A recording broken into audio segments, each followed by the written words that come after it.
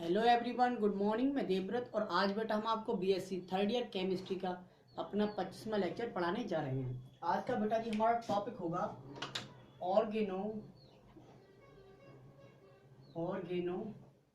Metallic compound. Basically आज हम start करने वाले हैं ऑर्गेनो मेटेलिक केमिस्ट्री। ठीक है बेटा, ऑर्गेनोमेटेलिक केमिस्ट्री ये स्टार्ट करने वाले हैं। जरा हम आपको बता दें, आज हम आपको यूनिट थर्ड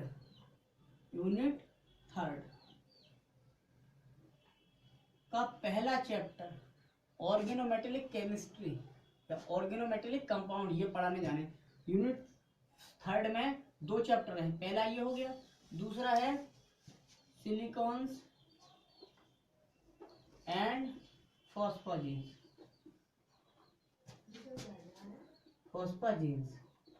ये दो चैप्टर है यूनिट थर्ड में। हमने देखो बेटा आपको यूनिट फर्स्ट पढ़ा दी। यूनिट फर्स्ट में हमने दो चैप्टर पढ़ लिए। पहला था metal ligand bonding in transition metal complexes, metal ligand bonding in TMC transition metal complexes. दूसरा था थर्मोडायनामिक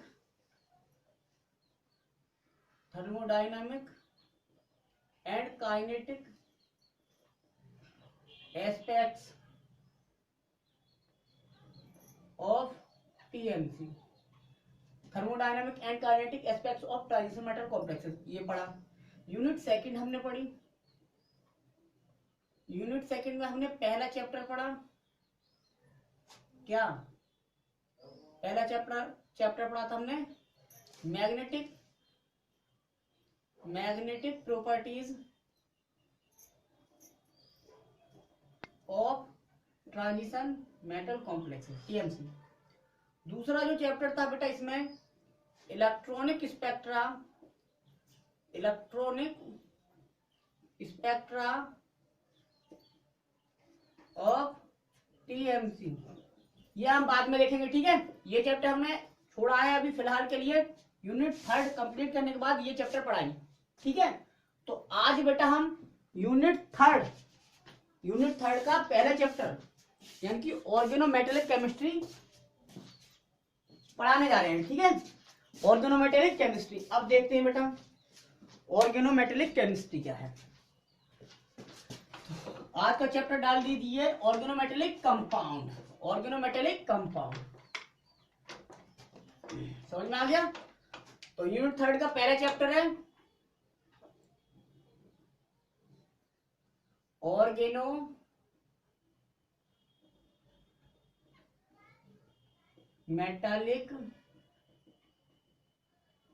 ऑर्गेनोमेटेलिक कंपाउंड।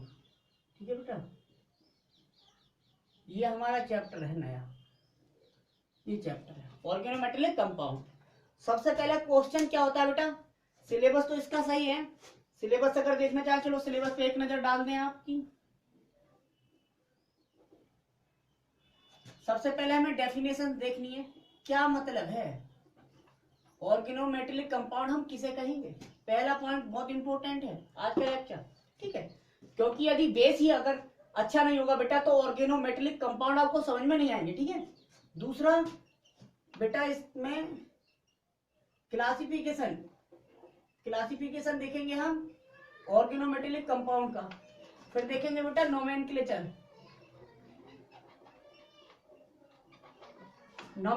देखेंगे, ऐसे कैसे बेटा इनका नामकरण होता है। फिर देखेंगे बेटा हम इसमें preparation method and properties of some alkyl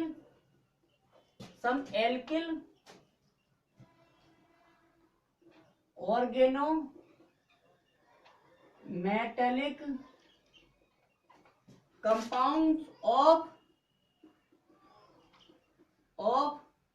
lithium, जिसे एल्किल लिथियम कहेंगे, एल्यूमिनियम, ठीक है, एल्यूमिनियम,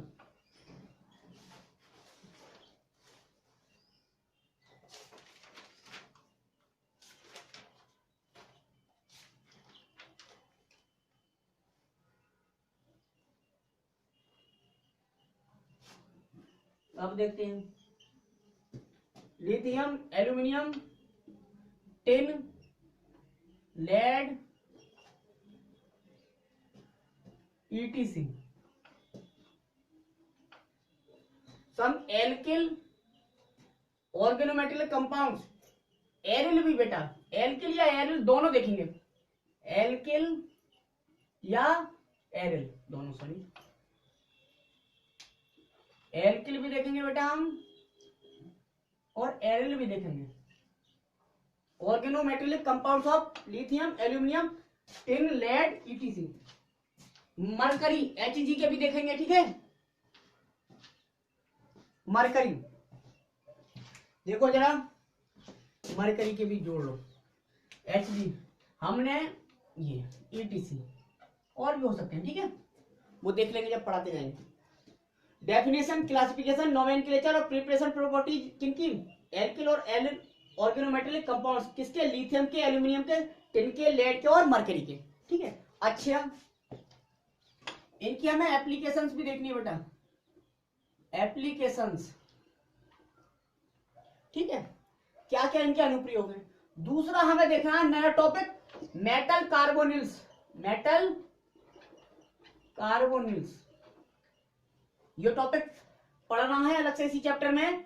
ये भी क्या है, ऑर्गेनोमेटेलिक कंपाउंड है, मेटल कार्बोनिल्स अलग क्लास है, ये ऑर्गेनोमेटेलिक की अलग क्लास है, जिसमें केवल CO लिगेंड होते हैं, कार्बोनिल लिगेंड होते हैं, ठीक है, तो उन्हें मेटल कार्बोनिल्स कहेंगे। तो मेटल कार्बोनिल्स देखेंगे, ठीक है, क्लासिफिकेशन देखेंगे इनका वही, और नोमेनक्लेचर भी देखेंगे। लेकिन बात है यहाँ पे मोनोन्यूक्लियर कार्बोनिल्स, मोनोन्यूक्लियर कार्बोनिल्स, यानी कि इनकी क्या देखेंगे, प्रिपरेशन एंड प्रॉपर्टीज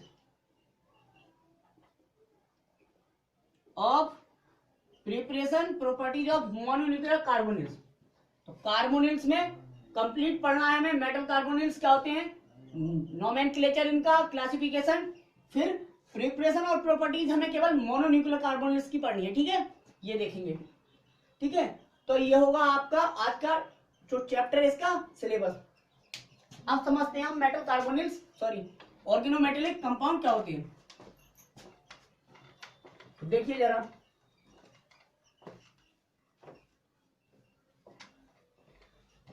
शब्द बता रहा है बेटा, ऑर्गेनोमेटेलिक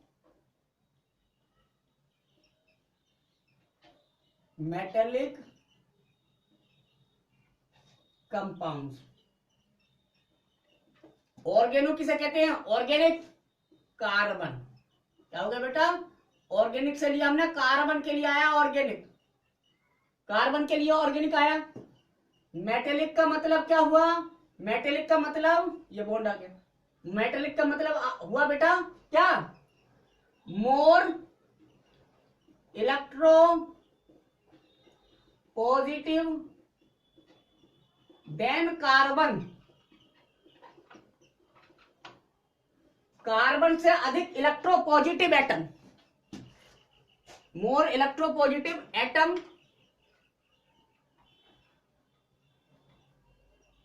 ठीक है, देन कार्बन, कार्बन से अधिक इलेक्ट्रोपॉजिटिव एटम के लिए आया मेटेलिक। मेटल्स क्या होती हैं, मोर इलेक्ट्रोपॉजिटिव होती हैं, ठीक है।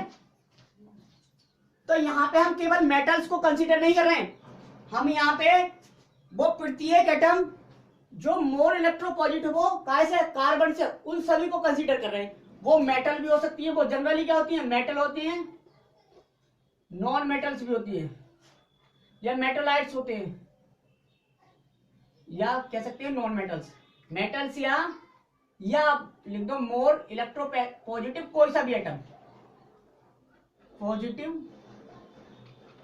Atom then carbon. ठीक है, उस एटम की बात कर रहे हैं जो कार्बन से अधिक इलेक्ट्रोपॉजिटिव हो। मेटल तो होती ही है, अब और भी हो सकते हैं, तो उन्हें सभी को हम इसमें कंसीडर कर रहे हैं। तो बेटा जी क्या हुआ, कार्बन, जब कार्बन है ये, इसके कार्बन से जब कैसा एटम बॉन्डेड हो, कैसा एटम या ग्रुप बॉन्डेड हो, जो क्या हो, ये मान लो एम लिख दिया। एम का मतलब यहां पे क्या है, एम का मतलब यहां पे more electropositive, more electropositive, more electropositive है देन कार्बन, देन कार्बन, ये मतलब है यहां पे। ठीक है, तो जब कार्बन से डायरेक्टली, जब कार्बन से डायरेक्टली मोर इलेक्ट्रोपॉजिटिव एटम या ग्रुप जुड़ा हुआ होता है, जुड़ा हुआ होता है, तो उसे हम ऑर्गेनो मेटेलिक कंपाउंड कहेंगे। क्या कहेंगे हम उसे, organic metallic compound, organo metallic compound कहेंगे। ठीक है, तो यहां से डेफिनेशन बनाएंगे बेटा, लिखो जरा, लिखो यहां पे, लिखो the compound, the compound, the compound which contain, the compound which contain more, which contain bond, bond between carbon and more electro positive, the compound which contain bond, जो कंटेन करते हैं एक bond between carbon and more electropositive atom, more electropositive atom या group.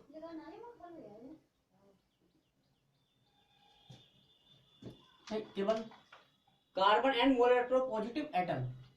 ठीक है, जो ऐसे atom, जो कार्बन और ऐसे एटम जिसके बीच क्या, जिसकी इलेक्ट्रोपॉजिटिविटी ज्यादा हो कार्बन से, उसके बीच एक बॉन्ड कंटेन करते हैं। ठीक है, the compound which contain a bond between carbon and more electropositive atom या ग्रुप कॉल्ड,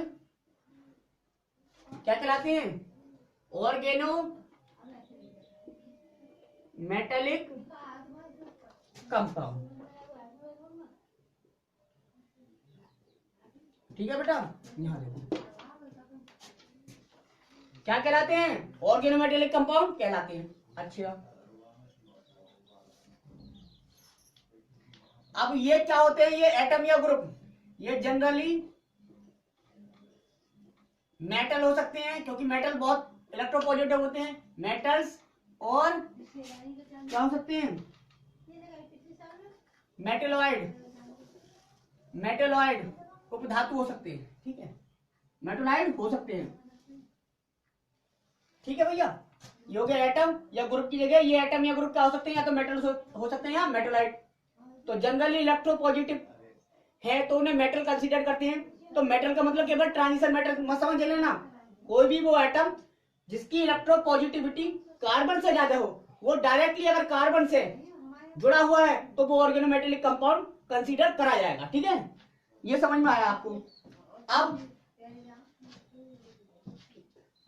अब देखते हैं बेटा क्या, अब ये देखते हैं, मतलब ये बॉन्ड, मतलब ये हुआ,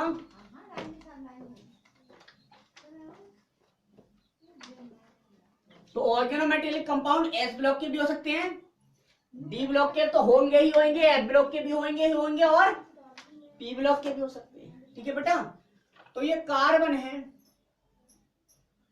ये एम है, एम का मतलब आपको पता है मोर इलेक्ट्रोपॉजिटिव देन कार्बन।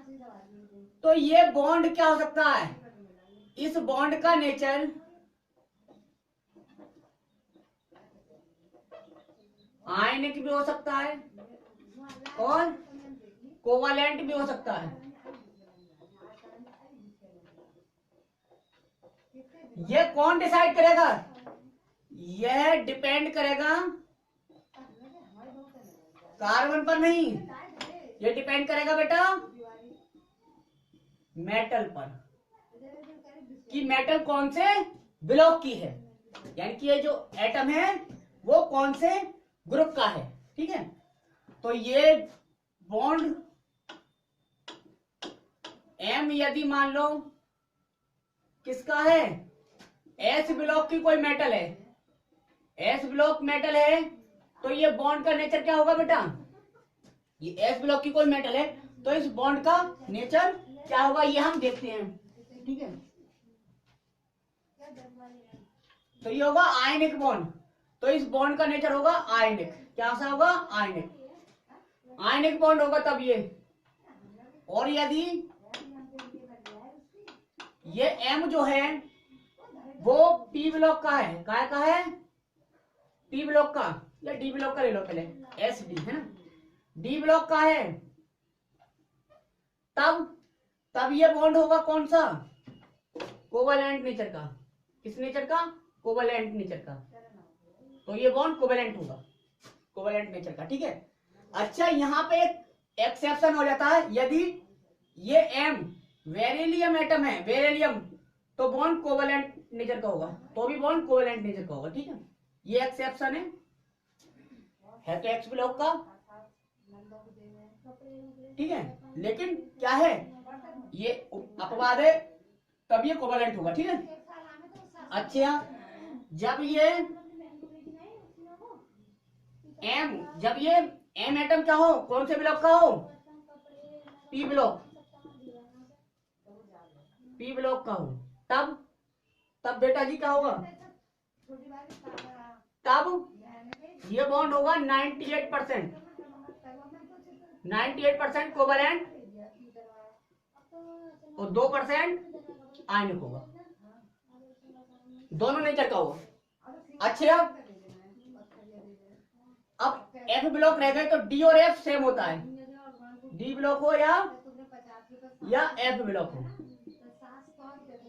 किस नेचर के होंगे, कोवैलेंट नेचर के। ठीक है, एस ब्लॉक होगा तो बेरिलियम को छोड़कर सभी एटम अगर होंगे कोई से भी, केवल बेरिलियम को छोड़कर, तो ये बॉन्ड जो होगा वो कौन से नेचर का होगा, आयनिक का। पी ब्लॉक के साथ 98% कोवैलेंट और 2% आयनिक। डी और एफ प्योरली क्या होते हैं, कोवैलेंट नेचर के होते हैं। ठीक है बेटा, प्यूरे क्या होते हैं, कोवैलेंट नेचर के होते हैं। ठीक है, अच्छा अब देखते हैं जरा, इंट्रोडक्शन चल रहा है बेटा ये। अब आपको पता चल गया जो ऑर्गेनोमेटेलिक कंपाउंड है उसे क्या कहेंगे, ऐसे कंपाउंड जिनमें कार्बन, हम कह सकते हैं those compound in which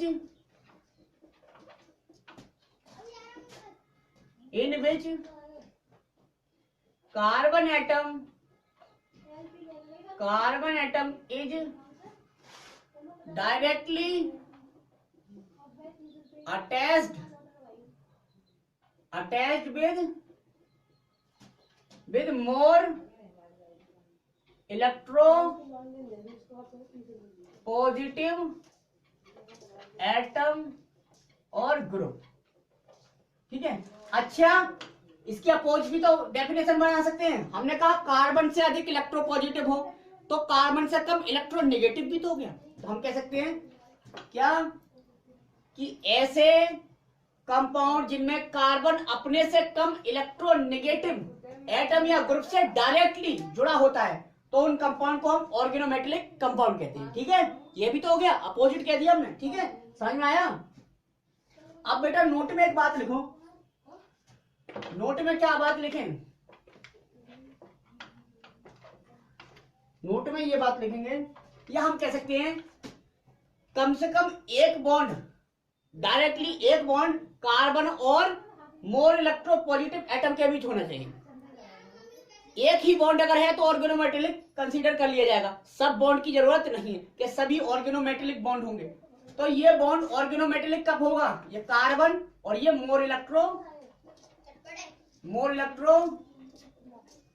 positive atom या ग्रुप। ठीक है, हो गया।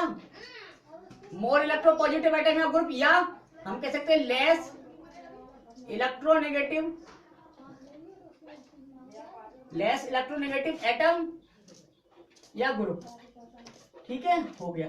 अच्छा, बाकी तीनों वैलेंसी और भी तो हो सकती है कार्बन की, तो ये जरूरी नहीं है कि ये तीनों भी इसी प्रकार के ग्रुप या एटम से जुड़ी हुई, ऐसा कोई जरूरत नहीं है, कोई जरूरी नहीं है। ठीक है, कम से कम एक ये जो है, कम से कम ये, ठीक है, कम से कम एक बॉन्ड जो होना चाहिए, ये वाला, चाहे ये वाला, कोई सा भी एक बॉन्ड हो, कम से कम एक हो, किससे जुड़ा हुआ, मोर इलेक्ट्रोपॉजिटिव एटम या ग्रुप से, या लेस इलेक्ट्रोनेगेटिव एटम या ग्रुप से, तब इसे कहेंगे organometallic compound.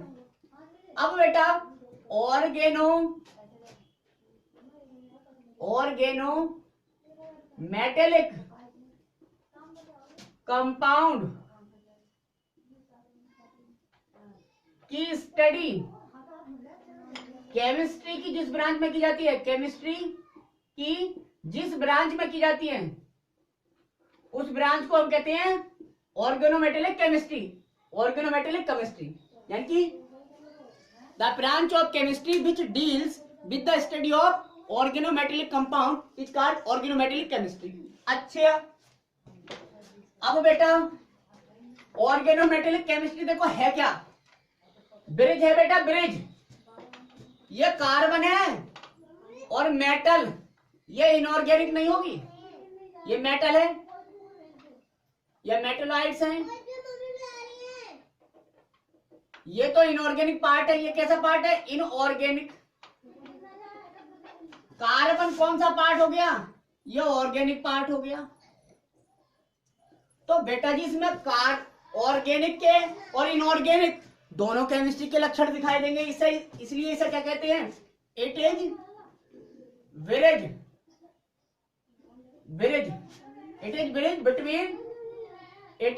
Between organic and inorganic chemistry. ये खूबसूरती है इस केमिस्ट्री की। ठीक है, ऑर्गेनिक और इनऑर्गेनिक के बीच में ये ब्रिज का काम करती है, सेतु का। दोनों के लक्षण मिलते हैं, इंटरमीडिएट है। ठीक है, अब नोट में एक बात और लिख लीजिए बेटा, ये पॉइंट चल रहे हैं ऑर्गेनोमेटेलिक कंपाउंड के। थोड़ा हम इंट्रोडक्शन दे रहे हैं, डेफिनेशन, जो डेफिनेशन पार्ट था हमारा पहले सिलेबस का पहला पॉइंट, डेफिनेशन वो चल रही है। ठीक है, अब देखिए, यदि मैं कहूं ये कार्बन है, ठीक है, ये कार्बन है, ये नाइट्रोजन है, और ये कोई एम से जुड़ा पड़ा है, ये मेटल से जुड़ा पड़ा है, ये मेटल से जुड़ा पड़ा है, तो बताइए, चलो ऐसे लिख दूं, तो साइनो ग्रुप है, ये ग्रुप है साइनो ग्रुप का कार्बन डायरेक्ट मेटल से जुड़ा पड़ा है। तो अब ये क्या होना चाहिए आपकी नजर में, ऑर्गेनो मेटेलिक कंपाउंड। लेकिन बेटा ये सही नहीं है, ये ऑर्गेनोमेटेलिक कंपाउंड नहीं कंसीडर किया जाता है। तो लिख लो नोट में, if carbon atom of cyano group, दूसरे और होते हैं बेटा कार्बाइड्स, पढ़े होंगे आपने, मेटल कार्बाइड्स, वो ऑर्गेनोमेटेलिक कंपाउंड नहीं है, वो कार्बाइड्स हैं। ठीक है, if carbon atom of cyano group and carbides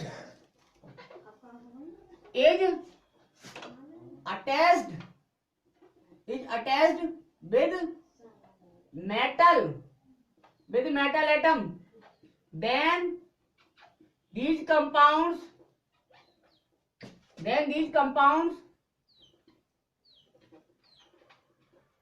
are not considered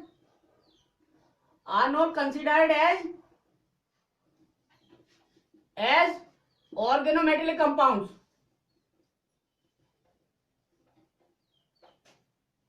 समझ में आया, समझ गए बेटा।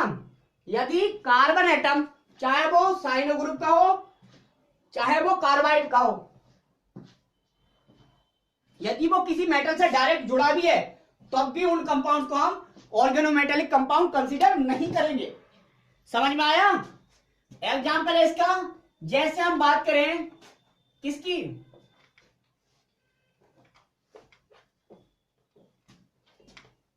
विटामिन B12, किसकी, विटामिन B12।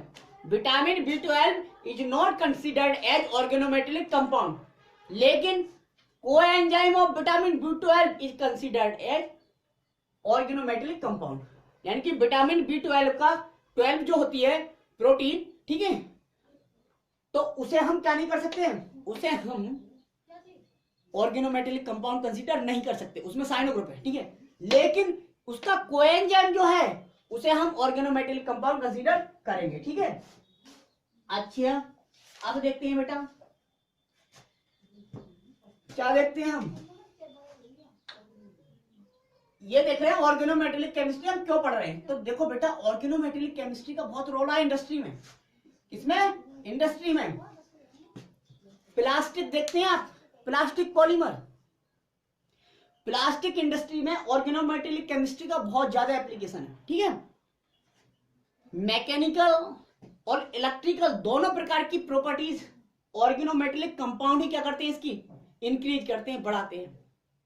और कायरल कार्बन पर, कायरल कार्बन पता है, कायरल कार्बन पर कॉन्फ़िगरेशन जो सेटिस्फाइड किया था वो केवल जिगलर-नाटक कैटलिस्ट नहीं किया था सबसे पहले, इसलिए उन्हें नोबेल प्राइज दिया गया था, ठीक है। जिगलर-नाटक कैटलिस्ट ऑर्गेनोमेटेलिक कंपाउंड है, ठीक है, उसकी सिंथेसिस पर साइंटिस्ट को नोबेल प्राइज दिया था, ठीक है, क्योंकि वो बहुत ज्यादा इंपॉर्टेंट था हमारा कायरल कार्बन पर कॉन्फ़िगरेशन मेंटेन करने के लिए, ठीक है। ये मतलब